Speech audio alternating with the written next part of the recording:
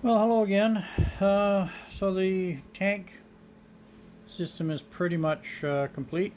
I'll do a little bit of a short overview video once it's all completely done and kind of go over the last little bit of it. But for now, we're starting on the battery. So here's all the components I have assembled over the last couple of months. Batteries took 4 months to show up from China, but they're here now. Shipping was a nightmare. Nobody's fault except just the situation that's happening in the world right now. So can't it's just one of those things.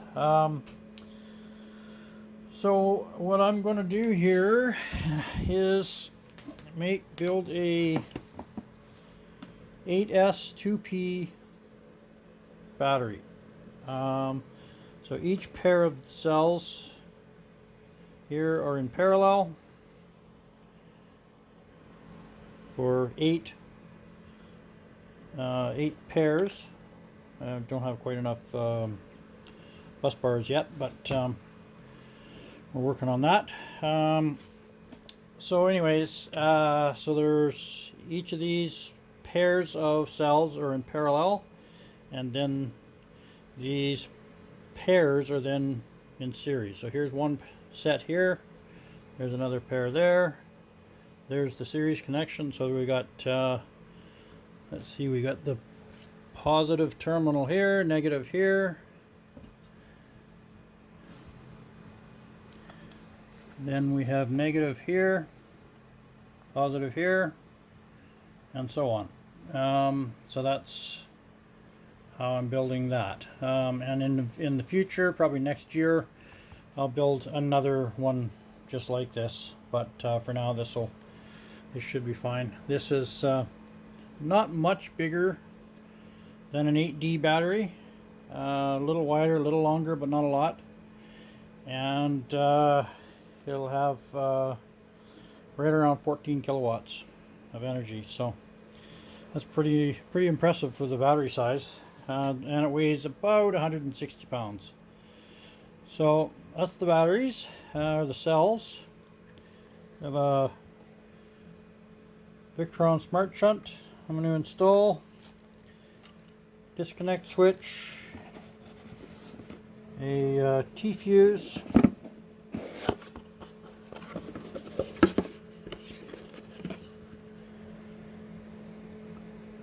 this one's a 400 amp,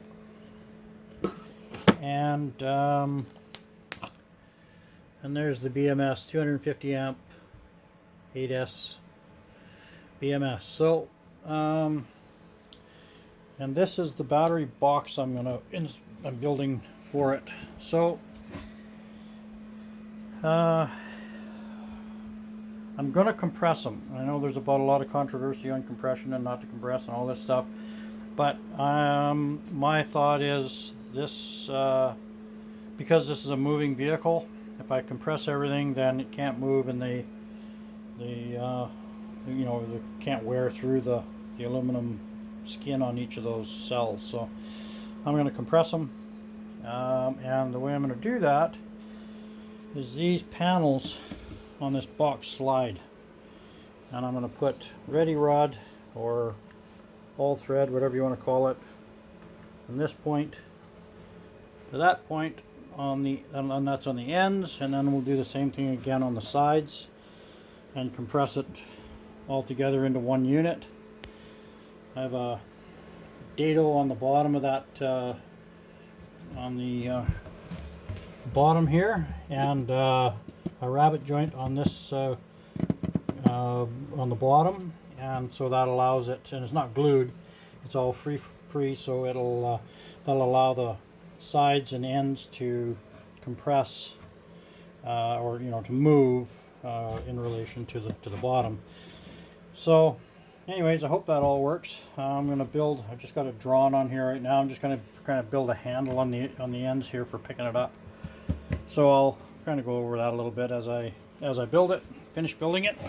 I'm not going to get into a lot of the the testing and the balancing and all this kind of stuff. There's 1,000 YouTube channels out there that are a lot better at explaining all that stuff than I am, so I'll just do the mechanical part of it, as far as how I'm putting it together and installing it and all that kind of stuff, and hopefully that'll work. What I'm going to do here is just above the batteries in here, I'm going to have a hinged cover, which I'll mount all the components on, which will hinge up out of the way, and then I'll have a final lid. I'm going to dado out on 3 sides, and just have a lid that slides in, so everything is all covered and protected and all that. So anyways, that's how I'm going to do it, and I'll just video this a little bit as I go along, and we'll make some progress on it. Alright, so here's the box I built, and I'm just starting to put the battery cells into the box. I have to cut these ready rod, or that all thread, whatever you want to call it, down yet. It's full length. So I have to cut that off and put the nuts on it and whatnot. But it's all loose right now. So the idea here is, once the batteries are all in there, then I'll tighten these down and compress the cells just a little bit. I just want to keep them from moving around. I don't want them any movement.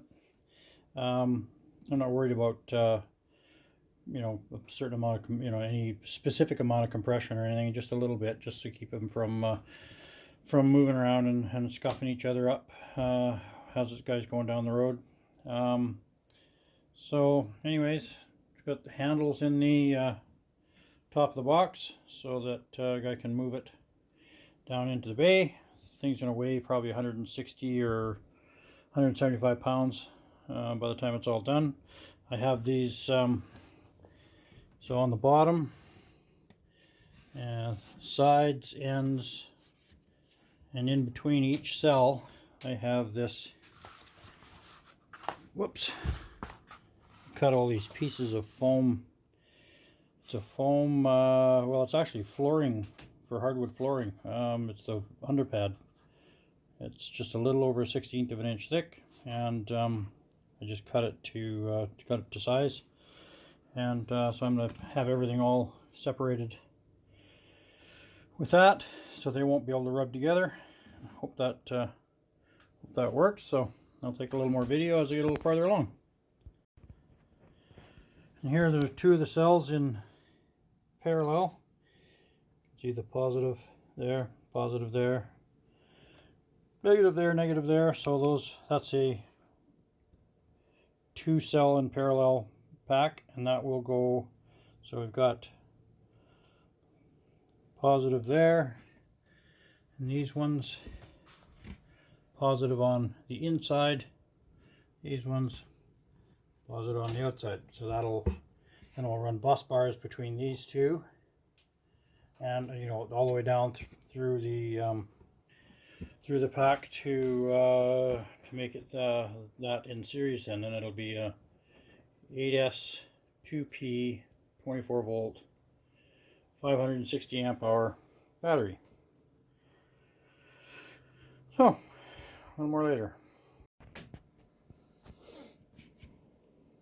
Okay, so now we have everything in the box here, or the batteries, the cells in the box anyway, and we have 8 2-cell sets. So there's 1, 2, 3, 4, 5, 6, 7, 8, and the positives and negatives are staggered, so that you just run a bus bar between these 2 and these 2, that kind of thing, to put them all into series. So next, where is it? Yeah, over here. So then on top of that, we'll go this lid here, which is going to be hinged. and I'll show you that in a couple minutes here. I don't know if you can see it, whether it shows up in the video or not, but in between each of the cells, outside edge, both ends, and down through the center, plus between each of the cells, I have that foam material. So everything is isolated from each other, and then I'll be able to go ahead and compress it all. So I'll put the cover on it here in a second. Alright, and there's all the components that'll go inside. Like I say, this cover here will be hinged on the back side there, and then I'll just have all the cables come up through holes over near the hinge so that they don't move much as it hinges up and down. And that's something like this will be the layout. May change a little bit as I put it together, but we got a BMS, Victron Smart Shunt, and then the 400 amp T-fuse, an 8S active balancer, which I'm going to have wired into it, but I don't anticipate using it very often, but I'm going to have it wired in and mounted, and I'll just plug it in whenever I think I might need it. I don't think I'm going to leave it plugged in all the time, but it's kind of a handy thing to have, so I'll wire it in while I'm doing this. And then the shut-off switch here, not really sure where I'm going to mount that yet. I'm probably on the outside here would be the best place for it, but I haven't really decided yet. It could go inside, but anyways, well, I'll figure that out. And then on top of all of this, once this is all done, then I'll have another lid that'll slide into these. I dadoed out a channel on the sides here, and I'll just have a lid that just slides into place to cover all this stuff up once it's well mounted and operational. I probably will put I'll try and just put holes in it for ventilation, for the fan to ventilate. But if I have to, I may, put some computer fans in it or something like that for airflow. I don't know. We'll just see how much heat it builds and all that kind of stuff. So, anyways, that's as far as I'm going to go tonight. All right, so another little segment here on this battery, or batteries, whatever you want to call them. I am been charging them for, let's see, it's up on the screen up here, for almost 69 and a half hours, almost 70 hours. Nope, sorry, that's not right. That's the wrong one. 89 hours. And we're up to, that charger will only do 12 volt. So, well, it'll do over 12 volt, but I got it set at 14.4 volts. I think it'll only do to 18 volts, so I couldn't do the whole pack at once. I'm doing, basically made it into two 12 volt batteries at this point. So far, I'm just charging one of them. So we're at 89 hours, put 446, almost 447 amp hours in it, 6 kilowatts into a 12 volt battery. And so I've got it set at 14.4 volts, which is 3.6 volts per cell in a 12 volt configuration. I think I'm only going to charge it to 14 volts, and then I'll stop it at that point, and I'll charge each pair. So I'll take the series connection off here, and there, and anyways, take the series connections off, and I'll charge these pair, that pair, that pair down through the set, up to 3.65 per cell. Then I'll do the same thing. I'll switch it over and I'll do the same thing on the other side here. I'll charge them all up, everything up to 3.65, so it's topped right up. Then I'll hook up the BMS and do a final top balance, and then put it into service. And I don't know if it really shows up in here, but from this side here is these are the cells the way they came from when they were delivered, and they were at 3.27 volts per cell. So it worked out to 13.1 volts for the 12 volt pack, and they've grown. These ones here are the ones that are charging. These ones are not, and it's grown, I'd say, 1/8 of an inch, approximately, over the length of 8 cells. So, anyways, that's to be expected. I guess they do expand as they charge. So I'm going to charge the other side, go through the same procedure, and then once everything is charged right up, I'll configure it into a 24 volt battery. That'll be at 28.8 volts, and then I'll tighten the threads to compress it once it's charged. I think I'm not sure yet if that's the right way to do it or not, but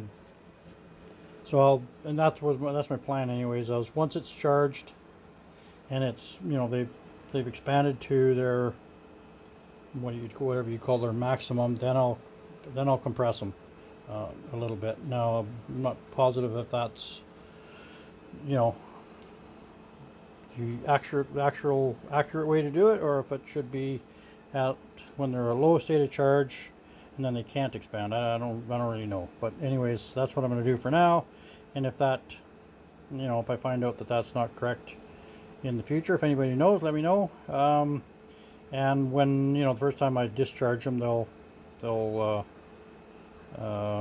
shrink back down a little bit, and if it should be, then I can and then I can retighten them when it's at a low state of charge.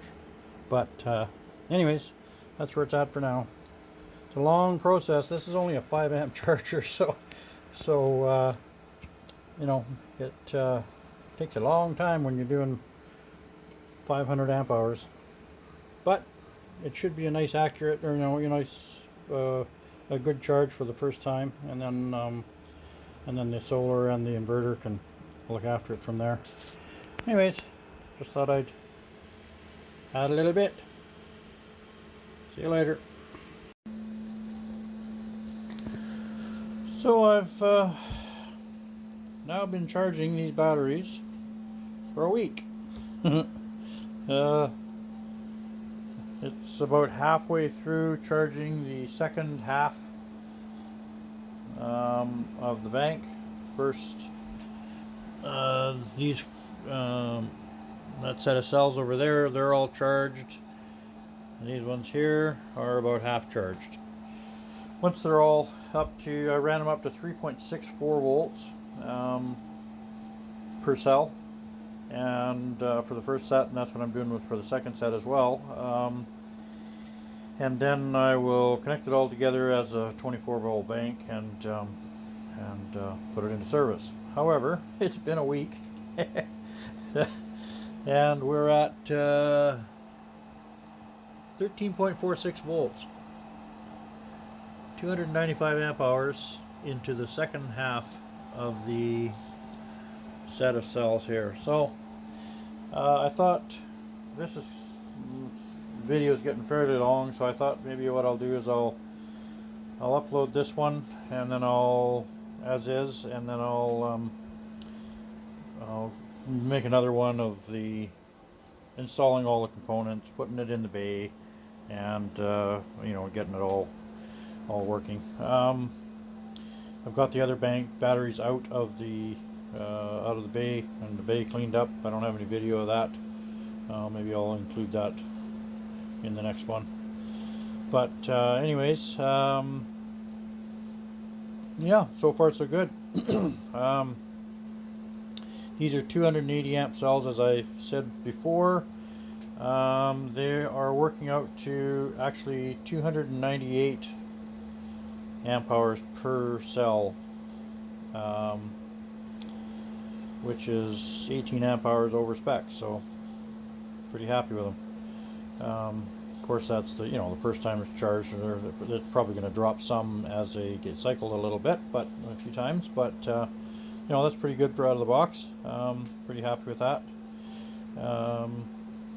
So anyways, I'm kind of still messing around with the positioning and layout and all that of all this stuff on here. I'm kind of looking at it and scratching my head and then walking away from it for a while and trying to figure out the best place to position all this stuff, and because that is going to hinge, so all the wiring has to come down off this hinged side. I have the hinge on here now, but all the wiring has to come to this edge to allow the thing to pivot and not have a bunch of wires getting all tangled up. So anyways, that's where we're at for now. So what I'm going to do is I'll put these all together and upload it, and then